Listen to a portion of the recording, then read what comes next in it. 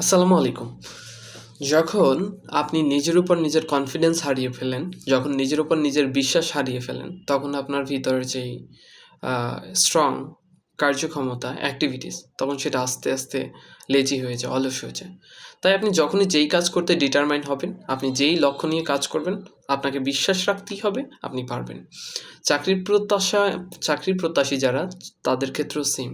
আপনি যদি strongly believe করেন, আপনি পারবেন। আপনার নিয়মিত রেগুলার মেইনটেনেন্স, রেগুলার পড়াশোনা যদি আপনাকে সামনের দিকে এগিয়ে নিয়ে যায়,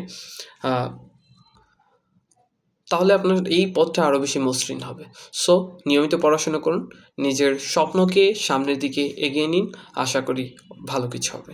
নিজের উপর বিশ্বাস রাখুন, আপনি পারবেন, দ্যাটস ইট। আর কেউ বিশ্বাস রাখুক কিংবা না রাখুক, আপনি নিজের উপরে বিশ্বাস রাখুন, আপনি পারবেন।